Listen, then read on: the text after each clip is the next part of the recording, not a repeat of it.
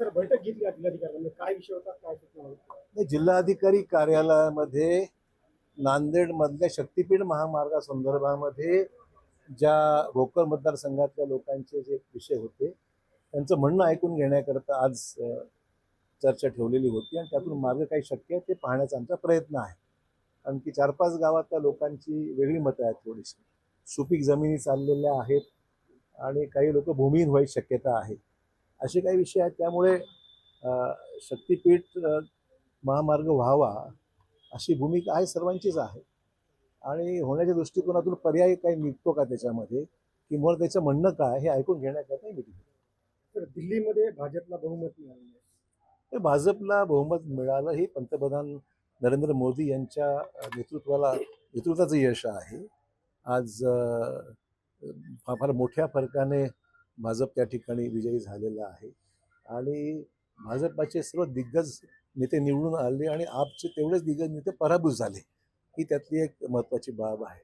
आणि गेल्या 10 वर्षामध्ये आम आदमी पार्टीने ज्याला आपदा म्हणून संबोधित केलं, खरेच होतं. कारण लोकांचं मत जे आहे हे अनुकूल आम आदमी पार्टीला राहिलेलं नाही आणि आपण निकालावरून स्पष्ट होते की लोक ही एकसूत्री अशा प्रकारची भूमिका लोकांची आहे की केंद्रात सरकार ज्याच्या त्याच्या हातातच दिल्ली राहिली पाहिजे, ही भूमिका लोकांनी स्वीकारलेली आहे. म्हणजे मोदी साहेबांचं नेतृत्व लोकांनी देशभर स्वीकारलेलं आहे. आणि त्यामुळे आपण पाहिलं की जे लोक सातत्याने पंतप्रधान टीका करतात त्यांची काय दारुण अवस्था झालेली आहे. विशेष करून काँग्रेस. आज शून्य एकही जागा आली नाही माझ्या माहितीप्रमाणे.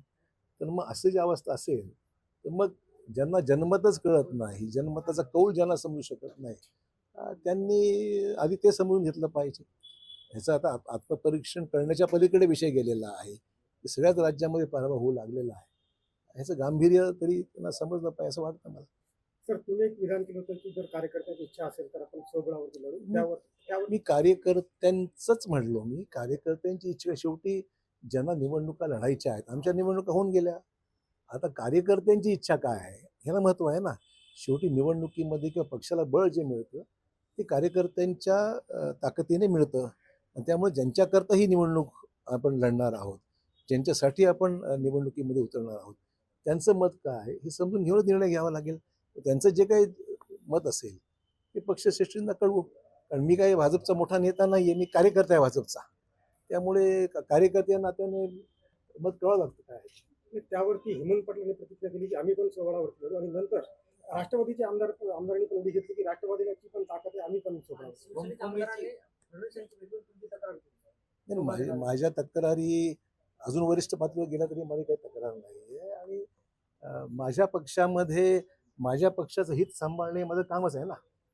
त्यामुळे माझ्या पक्षाचं हित मी जरूर पाहणार. आणि मी पक्षाचा नेता नाही, मी कार्यकर्ता आहे. हीच माझी भूमिका असल्यामुळे कार्यकर्त्या नात्याने माझी भूमिका मांडेल. मित्र पक्षातील जे आता हे वक्तव्य येत आहेत ना की हेमंत पाटलाचं असेल किंवा चिखलीकरांचं, तर त्यावरून अशी चर्चा झाली की नांदेडमध्ये माहिती मतभेद सुरू आहे. अजिबात मतभेद नाही, कशाला कारणच नाही ना. आम्ही आपसामध्ये कुठलाही मतभेद ठेवणार नाही आणि समोपचाराने मार्ग काढण्याचा आम्ही प्रयत्न करू. परंतु ह्याचा अर्थ असा नाही की आम्ही आमची जी अस्तित्व आहे जिल्ह्यामध्ये त्याचाही विचार आम्हाला करावाच लागेल. शेवटचा प्रश्न, बालाजी कल्याणकरांनी असा आरोप केला की नवीन जे भाजपमध्ये आलेले त्यांनी माझं काम केलं नाही, माझ्या विरोधात पैसे वाटले म्हणून मला लीड खूप कमी मिळाली. मला त्याचं काहीच नाही.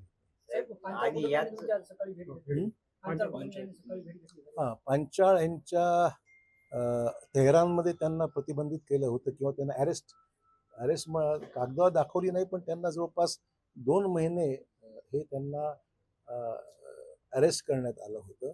कुठलाही सबळ कारण नसताना त्यांच्या सांगण्यावरून तर मला, कारण मी त्यांच्याकरता बऱ्याच ठिकाणी प्रयत्न केले. तेहरानमध्ये आपले जे अँबॅसेडर आहेत त्यांच्याही संपर्क साधला होता. केंद्र सरकारकडे पाठपुरावा केला होता. आणि त्यांचे कुटुंबीय, त्यांचे आई वडील फार त्रस्त होते. फार त्याची मानसिक अवस्था फार बिकट झाली होती. आपला मुलगा परत येईल की नाही अशा प्रकारची त्यांना भीती होती. तेहरानमध्ये 60 दिवसात लापता असल्यामुळे नेमकं त्याचं काय झालेलं आहे हे त्यांना समजत नव्हतं. अशा सगळ्या पार्श्वभूमीवर फार चिंतित होते ते. आणि शेवटी सर्व प्रयत्नांना यश आलं आणि ते परत आलेले आहेत. ते मला भेटले आणि त्यांनी माझे आभार मानले. मी म्हटलं आभार नाही, आमचं सर्वांचं कर्तव्यच आहे. मराठवाड्यातला एक होतकरू उद्योजक त्यांचा कूलरचा बिझनेस आहे, फळंसुद्धा एक्सपोर्ट करण्यासंदर्भात त्यांचा प्रयत्न असतो. त्यामुळे आपल्या जिल्ह्यातला मराठवाड्यातला एखादा मुलगा जो उद्योजक आहे तो तेहरानमध्ये त्याला प्रतिबंधित केलं जातं, अरेस्ट केलं जातं, कुठलं कारण नसताना केलं जातं आणि नंतर सोडून दिलं जातं. त्याला काहीतरी नेमकं कशासाठी केलं जातं मुद्दा असा आहे की त्याला 60 दिवस डांबून ठेवलं जातं कुठल्या कारणास्तव.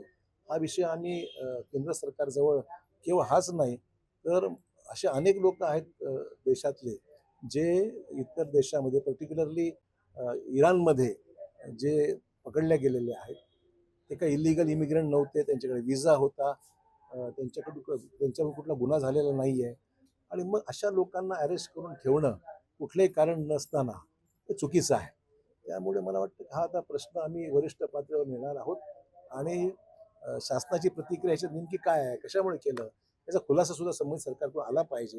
नाही तर असं उद्या कोणालाही जाणं कठीण होऊन जाईल आणि शेवटी आपला राज्य आपला देश हा प्रगतिशील राज्य आहे, देश आहे आणि आपल्या देशामध्ये अशा प्रकारच्या घटना घडणं उचित नाही आणि म्हणून केंद्र सरकारने वरिष्ठ पातळीवर हा प्रश्न न्यावा आणि त्याचा वास्तव काय आहे ते लोकांसमोर आलं पाहिजे.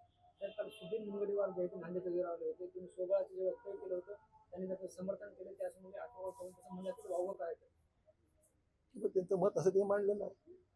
तर इथं भाजपमध्ये दोन तंबू ऐकायला मिळत एक निष्ठावान भाजप आणि एक नवीन भाजप. नवीन भाजप असं काही नाही. त्यांचा फार कल दिसत आहे हेमंत पाटील यांचं. तर मला असं कोणी प्रतिक्रिया आमच्या पक्षाबद्दल देण्यावर मी काही वक्तव्य करावं अशी बाब नाही आहे आणि सगळे मोठे नेते आहेत, मी एक लहान कार्यकर्ता आहे, त्याच्यामुळे नेत्यांच्याबद्दल मी काय बोलू.